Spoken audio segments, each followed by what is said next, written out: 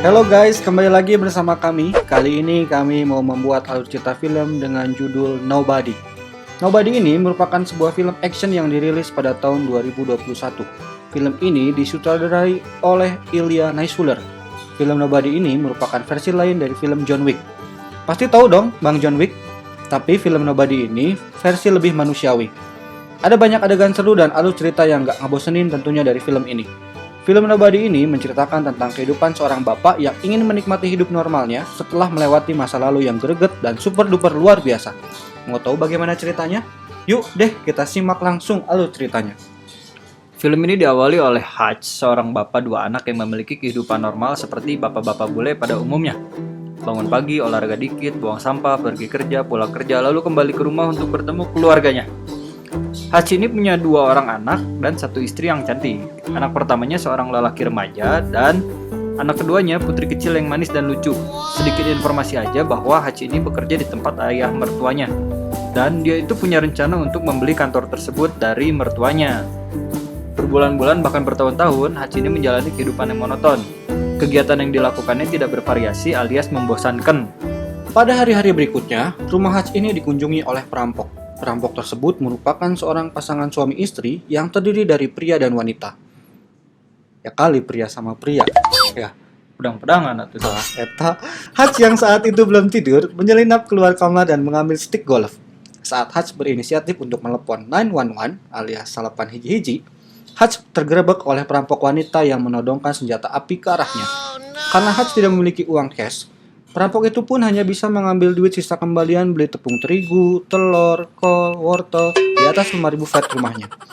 Kayaknya sih habis bikin bakwan tadi sore. habis ngeliwat. Bisa jadi emang penjual gorengan si Hutch. Karena tidak ada barang berharga lainnya, kedua perampok itu pun memutuskan untuk keluar dari rumah Hutch. Namun secara tidak terduga, anak lelaki Hutch melumpuhkan salah satu perampok. Awalnya Hutch ingin memukul perampok tersebut dengan stick golf. Namun, tiba-tiba Hutch tidak melakukan tindakan apapun. Lebih kesalnya lagi, dia menyuruh anaknya melepaskan perampok itu dan membiarkannya pergi. Anaknya pun melepaskan perampok itu dan merasa kecewa atas apa yang dilakukan oleh ayahnya. Di sini adegannya sangat menyebalkan. Kok bisa seorang bapak tidak berbuat apa-apa saat kedua orang perampok datang ke rumahnya? Tapi di sini tentu Hutch punya alasan. Kenapa dia tidak menyerang balik perampoknya? Makin penasaran kan? Yuk, lanjut.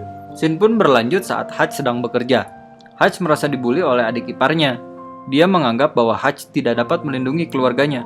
Adik ipar Hutch tersebut meminta Hutch untuk menyimpan sebuah pistol. Awalnya Hutch menolak.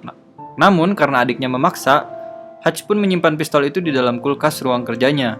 Di ruang kerja tersebut, Hutch nampak menyalakan sebuah alat komunikasi tersembunyi berupa radio yang disimpan di dalam lemari kerjanya. Hutch ternyata berkomunikasi dengan seorang yang jauh di sana. Pada percakapan keduanya, kita akan dibuat makin penasaran oleh sosok Hutch. Hutch berkata kepada orang tersebut bahwa gerak-gerik perampok ini tuh terlihat sangat ketakutan. Hutch pun ingat ciri-ciri salah satu perampok, yaitu memiliki tato burung puyuh di bagian lengannya. Hutch pun mengetahui jenis dan merek pistol yang digunakan oleh perampok itu. Di sini, motor lewat. Di sini kita akan makin dibuat penasaran. Sebenarnya siapa sih sosok Hutch ini? Apakah dia intel atau pemilik toko senjata? Kira-kira siapa coba? Intel jika nama. Intel yang menyamar sebagai tukang gorengan. Bawa HT. Ya lanjut ah. Kembali ke adegan Hutch yang sedang berada di rumahnya. Dia kebingungan karena anaknya kehilangan gantungan kelinci milik putrinya. Setelah dicari kesana kesini, Hutch tidak menemukannya. Lalu Hutch bertanya, di mana terakhir kali putrinya menaruh gantungan kelinci tersebut? Putrinya pun menjelaskan bahwa gantungan kelinci itu ditaruh di atas lemari bufet. Hutch teringat bahwa saat kejadian perampokan, perampok itu meraup seisi benda di atas lemari bufetnya.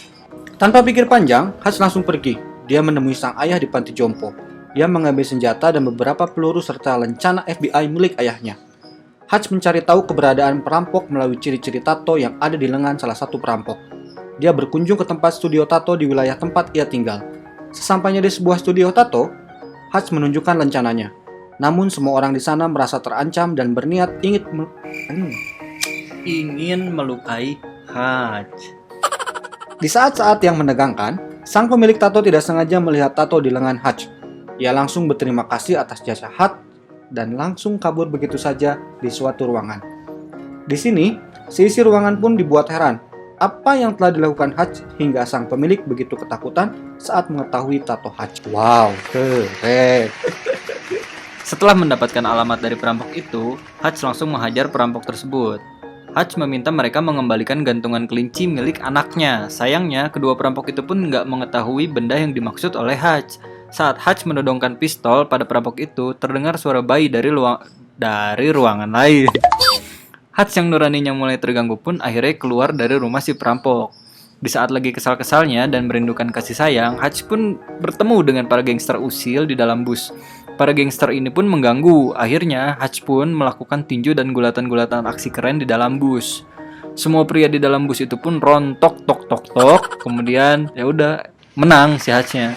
Sesampainya di rumah, Hutch bertemu dengan istrinya. Karena Hutch merindukan kasih sayang, akhirnya mereka pun tidur bersama namun tanpa genjotan sedikit pun. Kurang lah ya. Di pagi harinya, Hutch pun pergi ke kantor. Seperti biasa, Hutch berkomunikasi melalui radio komunikasi. Lawan bicaranya mengatakan bahwa Hutch berurusan dengan orang yang salah. Salah satu pria yang dipukulinya di dalam bus hingga hampir tewas itu merupakan adik dari mafia Rusia. Ternyata, mafia Rusia tersebut bernama Yulian Kuznetsov. Yulian merupakan mafia yang kejam dan juga memiliki bisnis yang cukup besar. Dia membangun offshore money laundry yang merupakan jasa perlindungan keuangan. Banyak investor yang menyimpan uangnya kepada Yulian. Hingga saat ada investor meragukan Yulian, dia tidak segan merogok leher seorang investor lain untuk membuktikan bahwa dia tidak main-main menjalani bisnisnya. Perogok teh apa, bro? Menggorok. Sembelih. Saat mendengar kabar bahwa adik Yulian ini masuk rumah sakit, Yulian mengamuk dan meminta anak buahnya yang cantik mencari tahu siapa sosok yang melukai adiknya ini. Setelah berhasil mencari tahu siapa sosok Hutch ini, pegawai cantik itu pun ketakutan dan langsung resign bahkan tidak meminta gaji terakhirnya. Melalui adegan ini, kita juga sedikit tahu bahwa Hutch bukanlah pria sembarangan. Yulian yang tidak gentar dengan sosok Hutch pun meminta Pavel, anak buah Rusianya yang berkulit hitam, untuk melakukan serangan ke rumah Hutch. Hutch yang sudah mengetahui informasi tersebut, langsung meminta anak dan istrinya menuju ke ruang bawah tanah.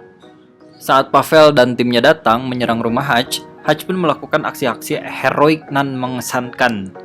Adegan ini tentunya dilarang di rumah ya. Don't try this at home. Nah, artinya naon eta? Jangan pipis Larang sembarangan. merokok. Pokoknya hanya Hutch dan orang-orang yang profesional tentu yang melakukan adegan-adegan tersebut. Awal-awal, Hutch ini berhasil melumpuhkan beberapa orang yang diserang olehnya. Namun saat di akhir, Hutch ini pun disetrum dan pingsan begitu saja. Hutch pun digotong masuk ke dalam bagasi mobil. Di dalam bagasi mobil, bukan Hutch namanya kalau misalkan dia tidak lolos dari dalam bagasi tersebut. Di lain sisi, ayah Hutch yang berada di panti jompo juga mendapatkan serangan dari anak buah Yulian. Namun karena ayah Hutch mantan seorang agen FBI, cukup mudah untuk melumpuhkan anak buah Yulian. Setelah lolos dari kekejaman anak buah Yulian, Hutch menyerang balik offshore atau bisnis milik Yulian. Setelah ia membakar habis semua uang milik Yulian, Hutch dengan santainya datang ke tempat Yulian sambil memegang bom di lengannya.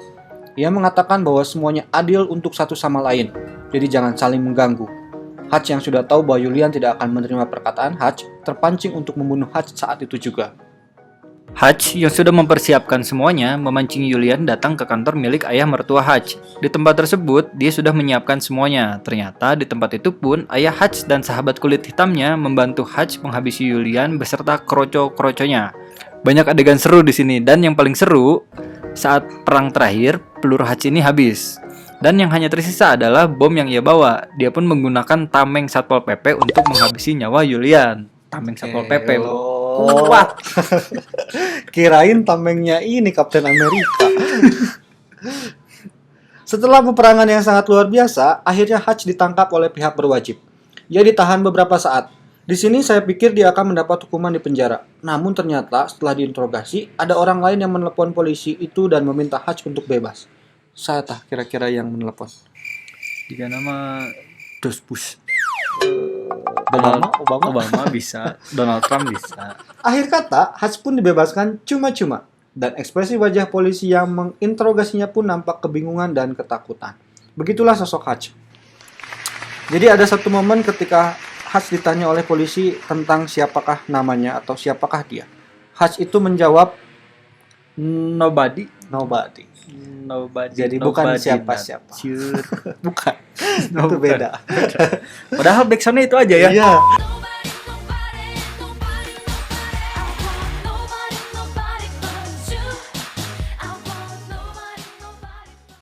Nanti ya, nobody but you. Ya, begitulah sosok Hutch. Jadi langsung aja kita simpulkan cerita filmnya. Jangan ngajak berantem orang di bis, bro. Iya. Itu kesimpulannya. Kita nggak tahu itu siapa. Iya, bahaya, Bos. Kalau kita Hutch sih nggak apa-apa ya, punya kemampuan yang baik dan bisa menghabisi lawan-lawannya gitu. Jadi intinya jangan macam-macam kepada siapapun. Kalau macam-macam ya harus tahu resikonya. Pokoknya silakan nanti tonton langsung filmnya di web kesayangan Anda ya. Boleh juga kalau yang mau request bikin alur cerita film berikutnya boleh di like, share, komen di bawah ini ya. See you, bye bye next time. Dah.